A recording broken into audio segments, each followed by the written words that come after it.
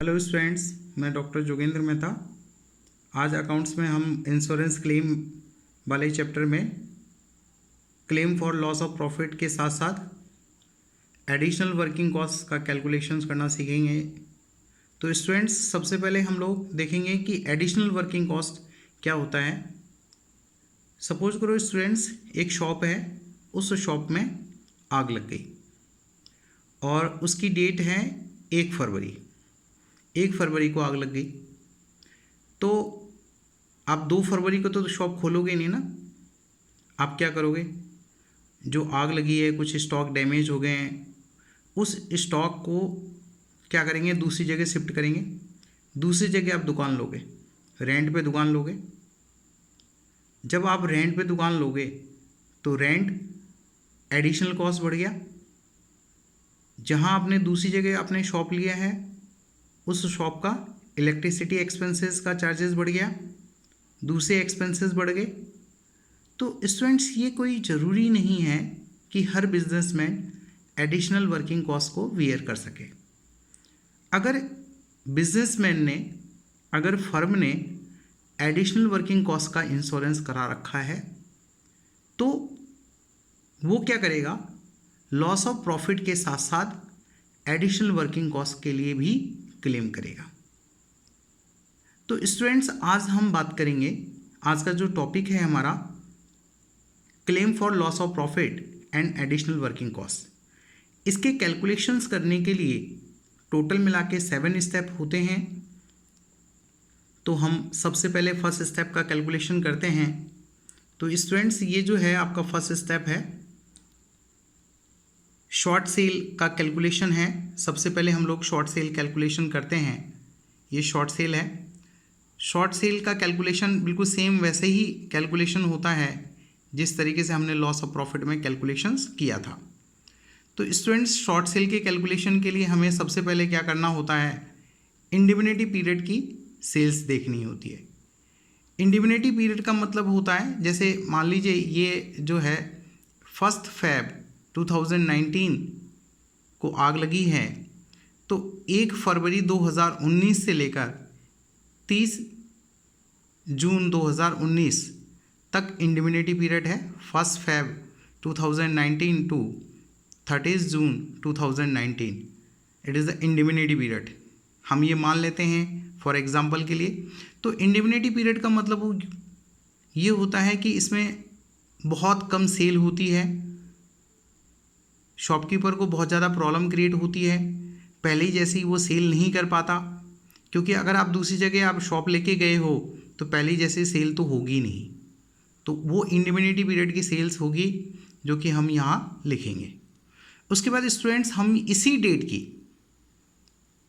Previous year की sales लिखेंगे। जैसे ये मैंने लिखा है 1 फरवरी 2019, तो यहाँ लिखेंगे 1 फरवरी 2018। यहाँ लिखा है 30 जून 2019, तो यहाँ लिखेंगे 30 जून 2018। देखिए लिखा है ना। तो जस्ट इससे पहले वाली सेल्स लेंगे, तो इसकी पहले वाली सेल्स जो होगी वो यहाँ लिख देंगे। स्टूडेंट्स, हर बिजनेसमैन ये चाहता है कि वो नेक्स्ट ईयर जब काम करे तो ज़्यादा से ज़्यादा इंक्रीमेंट करके करे, ग्रोन अप हो उसके बिजनेस में। तो इंक्रीमेंट की परसेंटेज क्वेश्चन में होगी, ग्रोन अप की परसेंटेज क्वेश्चंस में गिवन होगी, जो हम यहाँ इस सेल्स का कैलकुलेशन करके लिखेंगे। ये रेट 5% हो सकती है, 10% हो सकती है, 15% हो सकती है। जो भी क्वेश्चंस में हो उसका हम क्या करेंगे? यहाँ परसेंटेज कैलकुलेट करके यहाँ लिखेंगे। तो ये जो सेल्स आ जाएगी वो आपकी सेल आएगी एडजस्टेड स्टैंडर्ड सेल्स। अब एडजस्टेड स्टैंडर्ड सेल्स में से हम लोग क्या करेंगे? इंडिमिनिटी पीरियड की सेल्स आप लेस कर देंगे तो आपके पास क्या आ जाएगा? शॉर्ट सेल आ जाएगा। सपोज करो ये जो सेल्स है वो 3 लाख रुपीज़ की है और 10% का ग्रोन अप है। जब 10% आप ग्रोन अप करेंगे तो 3,30,000 आ जाएगा। और इंडिमिनिटी पीरियड की जो सेल्स है, सपोज करते हैं ये 1 लाख है, तो 3,30,000 में से अगर हम 1 लाख लेस कर देते हैं तो 2,30,000 जो आएगी ये शॉर्ट सेल आएगी। तो स्टूडेंट्स, ये फर्स्ट स्टेप है हमारा शॉर्ट सेल। अब हम सेकेंड स्टेप की बात करेंगे। जो सेकेंड स्टेप आएगा ये आपका सेकेंड स्टेप है। ये सेकेंड स्टेप हम निकालेंगे calculation of rate of gross profit. अब ये जो ग्रॉस प्रॉफिट होगी, ग्रॉस प्रॉफिट का मतलब है बिजनेस में किस परसेंट से वो प्रॉफिट कमा रहा है, तो इसका मतलब होता है ग्रॉस प्रॉफिट की रेट।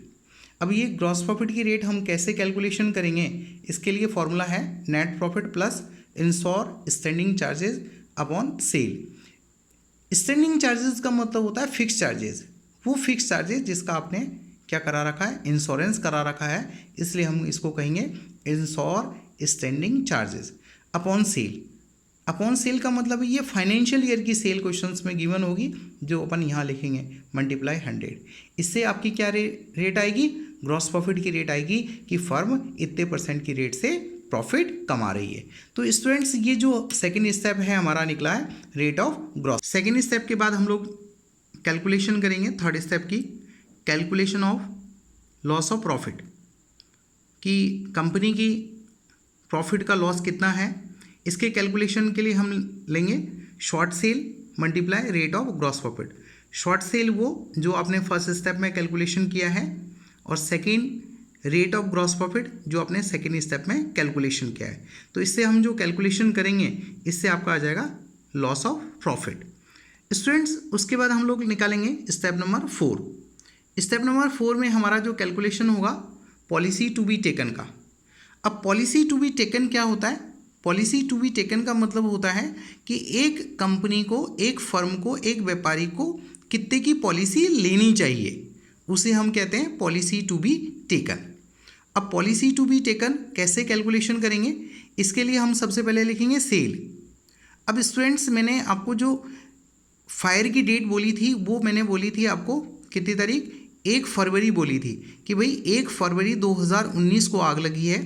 तो ये जो सेल होती है, जितने तारीख को आग लगती है उससे पहले के 1 साल की सेल होती है। जितने तारीख को आग लगती है उससे पहले के 1 साल की सेल होती है। जो फायर डेट होती है उससे बिफोर की 1 ईयर की सेल यहाँ मेंशन करते हैं। तो फायर की जो डेट थी वो 1 फेब 2019 थी, तो हमें 1 साल की सेल लेनी है। तो आप क्या करेंगे, 1 फेब 2018 टू 31 जैन 2019, 31 जनवरी 2019। तो 1 साल की सेल यहाँ आ जाएगी, जो कि अपन यहाँ लिखेंगे। इंक्रीमेंट की परसेंटेज क्वेश्चन में गिवन होगी, जो कि ग्रोन अप की रेट क्वेश्चंस में गिवन होती है, जो हमने पहले भी कैलकुलेशंस किया था। तो यहाँ जो भी क्वेश्चन में ग्रोन अप की रेट होगी वो इस सेल का हम ग्रोन अप की रेट निकाल करके कैलकुलेशन करेंगे। तो स्टूडेंट्स ये क्या आ जाएगा, एडजस्टेड एनुअल सेल्स आ जाएगा। अब एडजस्टेड एनुअल सेल्स जो आएगा उसको हम कहाँ लिखेंगे, यहाँ लिखेंगे एडजस्टेड एनुअल सेल्स को, और परसेंटेज ऑफ जीपी की रेट से हम कैलकुलेशन करेंगे, तो ये पॉलिसी टू बी टेकन आ जाएगा। तो इसका मतलब ये हुआ कि एक फर्म को कम से कम इतने की पॉलिसी लेनी चाहिए, और फर्म ने कितने की पॉलिसी ली है ये क्वेश्चंस पे गिवन होगा। ये स्टेप नंबर हमारा कौन सा निकला है, ये स्टेप नंबर 4 निकला है। स्टूडेंट्स हम स्टेप नंबर 5 पे आ चुके हैं। उसके बाद हम लोग कैलकुलेशन करेंगे step number 5, claim for additional cost of working. तो इसका कैलकुलेशन के लिए आपको 3 पॉइंट्स को समझना है। फर्स्ट पॉइंट है एक्चुअल एडिशनल एक्सपेंसेस। ये एक्चुअल एडिशनल एक्सपेंसेस का मतलब है कि जो आपने दूसरी जगह शॉप ली है, पहले शॉप में जो आग लग गई है, आपने क्या करा, उस शॉप को जब दूसरी जगह आपने शिफ्ट किया तो उसका जो एडिशनल एक्सपेंसेस आपको लगा, जैसे उसका रेंट लगा, इलेक्ट्रिसिटी एक्सपेंसेस लगे, दूसरे एक्सपेंसेस लगे, जो एडिशनल एक्सपेंसेस क्वेश्चंस में गिवन होंगे स्टूडेंट्स, वो एक्सपेंसेस हम यहाँ फर्स्ट पॉइंट में लिखेंगे। ये ए पॉइंट हो गया। उसके बाद सेकंड पॉइंट हमारा क्या होगा, इंडिमिनिटी पीरियड की जो सेल्स होगी उस इंडिमिनिटी पीरियड की सेल्स पे ग्रॉस प्रॉफिट निकालोगे आप, और जो ग्रॉस प्रॉफिट आएगा उसको आप यहाँ लिखेंगे। सबसे पहले इंडिमिनिटी पीरियड की सेल्स लिखेंगे, और जीपी की परसेंटेज कौन सी होगी, जो कि मैंने सेकंड स्टेप में जीपी की परसेंटेज कैलकुलेशन किया था। तो इंडिमिनिटी पीरियड की सेल्स पर जीपी निकालेंगे, तो यहाँ जो ग्रॉस प्रॉफिट आएगा उसको हम क्या करेंगे, यहाँ लिख देंगे, बी नंबर का पॉइंट आ जाएगा। उसके बाद सी नंबर का जो पॉइंट है, इसके लिए मैंने एक फॉर्मूला आपको बताया है। देखिए ये फॉर्मूला है actual additional expenses. Actual additional expenses कौन से एक्सपेंसेस होंगे, जो आपने फर्स्ट पॉइंट्स में यहाँ मेंशन किए वो एक्सपेंसेस आ जाएंगे, multiply net profit plus insured standing charges. वो स्टैंडिंग चार्जेस जिसका आपने इंश्योरेंस करा रखा है वो आ जाएगा। उसके बाद net profit plus all standing charges. All standing charges का मतलब है जिसका इंश्योरेंस करा रखा है वो भी आएगा और जिसका इंश्योरेंस नहीं करा रखा है वो भी आएंगे। तो दोनों प्रकार के फिक्स एक्सपेंसेस आएंगे, विदाउट इंश्योरेंस और विद इंश्योरेंस। तो उसको क्या कहेंगे हम स्टूडेंट्स? All standing charges. तो स्टूडेंट्स अगर हम इसका कैलकुलेशन करते हैं तो वो आपका सी नंबर का पॉइंट आ जाएगा। ए बी सी तीनों में से जो कम आएगा उसको हम यहाँ लिखेंगे।